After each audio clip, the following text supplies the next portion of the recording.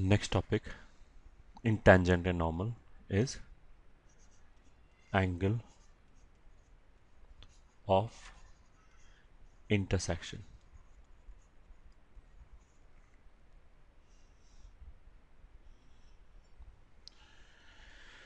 Angle of intersection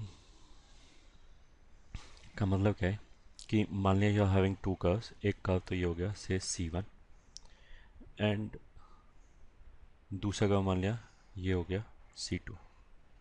ठीक है, अब मैं अगर पूछूंगा इन दोनों कर्व्स के बीच में एंगल क्या है, तो हम बेसिकली एंगल को डिफाइन कैसे करते हैं। हमने क्या किया कि जो पॉइंट ऑफ इंटरसेक्शन है मान लिया A, उसके ऊपर टेंजेंट ड्रॉ किया C1 के ऊपर भी, तो वो तो मान लिया ये टेंजेंट आ गया, और C2 के ऊपर भी, तो C2 के ऊपर ये टेंजेंट आ गया। ये ठीक है। तो जो कर्व्स के बीच का एंगल है वो हम कैसे डिफाइन करते हैं कि जो पॉइंट ऑफ इंटरसेक्शन है उस पॉइंट ऑफ इंटरसेक्शन पे दोनों कर्व्स पे टेंजेंट खींचा, उन टेंजेंट्स के बीच का जो एंगल होगा, ये ठीक है, that is called angle between the curves. ठीक है, तो जो टेंजेंट के बीच का एंगल माने 30 डिग्री आ गया, तो हम क्या बोलेंगे, कर्व्स 30 डिग्री पे इंटरसेक्ट कर रहा है। ठीक है, तो पहला पॉइंट तो हमने ये लिखा, angle between two curves is defined as the angle between, ये between लिखा हुआ, the angle between their tangents at their point of intersection। ठीक है, तो अगर मान लिया दो का एक से ज़्यादा जगह इंटरसेक्ट कर रहा है तो एक से ज़्यादा एंगल भी हो सकता है। ठीक है, तो सेकंड पॉइंट में मान लिया एक कर्व ये है, ये ठीक है, और एक कर्व मान लिया ये है। ठीक है, तो यहाँ पे भी इंटरसेक्ट कर रहा है। ठीक है, यहाँ पे टेंजेंट्स ऐसे बनेगा, तो ये एंगल आ गया θ1, और यहाँ पे भी इंटरसेक्ट कर रहा है, यहाँ पे एक टेंजेंट ऐसे आ रहा है, दूसरा मान लिया कुछ ऐसे आ रहा है, तो यहाँ पे एंगल आ गया मान लिया θ2। वैसे तो अगर दो लाइन ऐसे खींचा है तो ये भी एंगल होता है बीच में और ये भी एंगल होता है। ठीक है, बट बाय कन्वेंशन हम क्या करते हैं कि जो एक्यूट एंगल है उसको लेते हैं। तो अगर एक एंगल दो लाइन के बीच में 30 डिग्री है तो दूसरा एंगल 150 डिग्री भी होगा फॉर श्योर शॉट, बट हम एंगल 30 डिग्री बोलेंगे। ठीक है, तो सेकेंड पॉइंट क्या हो गया, there could be more than one angle of intersection between two curves. जैसे अगर दो पॉइंट ऑफ इंटरसेक्शन आ गए तो उन दोनों पे जो एंगल है वो अलग अलग भी आ सकता है। तो curves can intersect at different angles.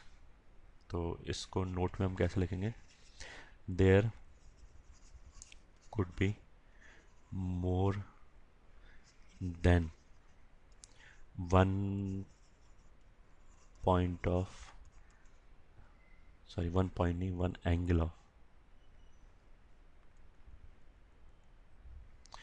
One angle of intersection between two curves. ये ठीक है, at different point of intersection. ये तो इंट्रोडक्शन हो गया। तो इफेक्टिवली इसने क्या बोला कि अगर क्वेश्चन में उसने बोला ना कि कर्व के बीच का एंगल 30 डिग्री है, तो उसका मतलब क्या है कि वो 30 डिग्री पे इंटरसेक्ट कर रहा है, मतलब पॉइंट ऑफ इंटरसेक्शन पे उनकी टेंजेंट्स के बीच का एंगल 30 डिग्री है। ये तो हो गया कि हमने इंट्रोड्यूस किया है। अब कैलकुलेट कैसे करेंगे, अगर दो कर्व्स दे रखे हैं, मान लें एक कर्व C1 दे रखा है और एक कर्व ऐसे C2 दे रखा है। ठीक है, तो इनके बीच के एंगल को कैसे निकालेंगे, पहले तो ये पॉइंट ऑफ इंटरसेक्शन निकालो दोनों कर्व की इक्वेशन को सॉल्व करके साइमल्टेनियसली। ठीक है, उसके बाद उस पॉइंट पे दोनों कर्व के लिए सेपरेटली dy/dx कैलकुलेट करो। ठीक है, मान लिया जैसे point of intersection alpha beta आ गया, तो अब अल्फा बीटा पे पहले कर्व के लिए dy/dx कैलकुलेट किया, उसको m1 बोल दिया। फिर अल्फा बीटा पे दूसरे कर्व के लिए dy/dx कैलकुलेट किया, उसको m2 बोल दिया। उसके बाद m1 और m2 के बीच का एंगल निकाल दिया। ठीक है, तो थर्ड पॉइंट क्या हो जाएगा, to find to find angle of intersection, ये ठीक है, बिटवीन टू कर्व्स, ठीक है। First solve their equations to find point of intersection, to find point of intersection से, इस वाले केस में मान लिया P है which is alpha comma beta, ये ठीक है। Then find dy by dx for both curves, दोनों कर्व्स के लिए, for both curves, and evaluate it at point P, ठीक है। तो दिस इम्प्लाइज, मान लिया dy by dx for curve 1, ये ठीक है, दोनों के लिए अलग अलग dy by dx आएगा क्योंकि इक्वेशन अलग है, उसको P पे इवेल्युएट किया, ये ठीक है, अल्फा बीटा रखा उसमें, तो जो नंबर आया उसको मान लिया हमने m1 बोल दिया, ये ठीक है। ये पहले ही टेंजेंट का स्लोप आ गया। ऐसे ही dy by dx for curve 2 at point P, उसको मान लिया m2 बोल दिया, ये ठीक है। तो यहाँ पे हम बोल लिया let this, then angle of intersection,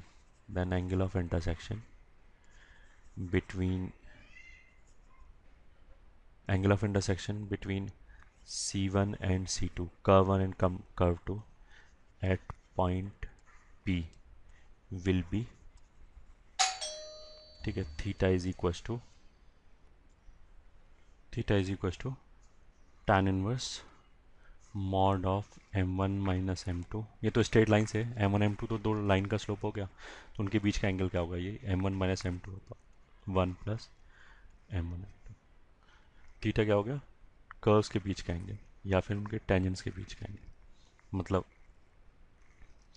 अगर एक पे हमने टेंजेंट खींचा और वो ये आ रहा है, दूसरे पे टेंजेंट अगर मान लिया ये आ रहा है, तो ये एंगल जो है, ठीक है, लाइंस के बीच का एंगल, ये थीटा होगा। तो वो थीटा हम ऐसे कैलकुलेट कर सकते हैं, ठीक है। अगर दो पॉइंट ऑफ इंटरसेक्शन आ जाए तो दोनों पे अलग अलग एंगल ऑफ इंटरसेक्शन आ जाएगा, ठीक है। एक तो ये चीज़ हो गया। दूसरा, कुछ क्वेश्चंस में हो सकता है कि मान लिया हमने कर्व को सॉल्व करने चलें और पॉइंट ऑफ इंटरसेक्शन बहुत कॉम्प्लिकेटेड आ जाए, मतलब सॉल्व, कर्व की इक्वेशन को सॉल्व किया वो हमसे सॉल्व ही नहीं हो रहा हो, या फिर जो इक्वेशन बन रहा है वो मान लिया बहुत कॉम्प्लिकेटेड आ जाए और हमें लगे कि ऑब्जेक्टिव में इतनी कैलकुलेशंस कैसे हो रहे हैं। तो फिर उस केस में हम क्या कर सकते हैं, जो पॉइंट ऑफ इंटरसेक्शन का है उसको हमने x1 y1 मान लिया और सब कुछ x1 y1 के टर्म्स में कैलकुलेट किया लास्ट स्टेप तक। तो ऐसा हो सकता है कि जो इक्वेशन बन रहा है, इक्वेशन कौन सा बन रहा है, दो कर्व है, पॉइंट ऑफ इंटरसेक्शन निकालने के लिए उन दोनों की इक्वेशन को सॉल्व किया। सॉल्व करने का मतलब है एक का y उठा के दूसरे में रखा, तो एक x में इक्वेशन बनेगा। तो मैं उसी इक्वेशन की बात करूँ, अगर वो इक्वेशन बहुत कॉम्प्लिकेटेड बनना है तो उसको सॉल्व नहीं किया, उसको ऐसे ही रखे रहने दिया, पॉइंट को x1 y1 में लेके m1 m2 सब कैलकुलेट कर लिया। तो लास्ट में आके हो सकता है कि उसी इक्वेशन की हेल्प से लास्ट वाला टर्म बहुत जल्दी कैलकुलेट हो जाए, एक तो ऐसे हो सकता है। दूसरा ऐसे भी हो सकता है कि कुछ केसेस में हमें x1 y1 की ज़रूरत ही ना पड़े, ये ठीक है, विदाउट उसके ही काम हो जाए, ठीक है। तो ये हम एज ए थंब रूल भी बोल सकते हैं कि जो पॉइंट ऑफ इंटरसेक्शन है उसको x1 y1 ही बोला और जब तक ज़रूरत ना पड़े तब तक उसको कैलकुलेट नहीं किया, ये ठीक है, मतलब तब तक इक्वेशंस को सॉल्व नहीं किया। हो सकता है हम कैलकुलेट करके बैठ जाएं और लास्ट में हमें पता लगे कि उसकी ज़रूरत ही नहीं है, तो फालतू का कैलकुलेशन किया, फालतू का टाइम वेस्ट किया, ठीक है। ये तो एक चीज़ हो गया। दूसरा, अब इसमें नोट क्या लिख सकते हैं, नोट फर्स्ट, अगर दोनों का के बीच में एंगल 90 डिग्री आ जाए तो उस इंटरसेक्शन को हम ऑर्थोगोनल इंटरसेक्शन बोलते हैं, ये ठीक है। और अगर मान लिया कर्व एक से ज़्यादा जगह इंटरसेक्ट कर रहा है, तो एक जगह मान लिया 90 आ रहा है, दूसरी जगह 60 आ रहा है, तो जिस जगह 90 डिग्री आ रहा है उसको हम ऑर्थोगोनल इंटरसेक्शन बोलेंगे उस इंटरसेक्शन को, दूसरे वाले को नहीं। ठीक है, तो let me write down, if angle of intersection, if angle of intersection is 90 degree, then curves are said to intersect, ये ठीक है, orthogonally at that point। ठीक है, अगर angle of intersection is 90 degree, then curves are said to intersect orthogonally at that point। ये ठीक है। in this case पता ही है 90 डिग्री होता है तो क्या होता है, m1 m2 कितना होना चाहिए, -1। ठीक है, ये ठीक है, ये तो पहला चीज़ हो गया। तो जैसे मान लिया दो कर्व हैं ऐसे करके, ये ठीक है, मान लिया यहाँ पे तो एंगल, ये मान लिया 30 डिग्री एंगल है पॉइंट P पे। ठीक है, और यहाँ पे मान लिया 90 डिग्री एंगल है पॉइंट Q पे। ठीक है, और कर्व कौन कौन सा है, एक कर्व ये है मान लिया C1, दूसरा कर्व ये है C2। तो इस वाले केस में C1 एंड C2 इंटरसेक्ट, ये ठीक है, orthogonally at point Q, not at point P। ठीक है, ये तो पहला पॉइंट होगा। अब मान लिया अगर दोनों कर्व, अगर कुछ केस में ऐसा भी हो सकता है कि दोनों कर्व जहाँ जहाँ इंटरसेक्ट कर रहा है वहाँ सब जगह 90 डिग्री पे ही कर रहा है, अगर ऐसा है तो फिर हम कर्व्स को भी ऑर्थोगोनल बोल सकते हैं। इस वाले केस में कर्व्स ऑर्थोगोनल नहीं है क्योंकि ये दो जगह इंटरसेक्ट कर रहा है, दोनों जगह एंगल 90 डिग्री नहीं आया। तो अगर जितनी जगह इंटरसेक्ट करे सब जगह 90 डिग्री आए, then curves are called orthogonal.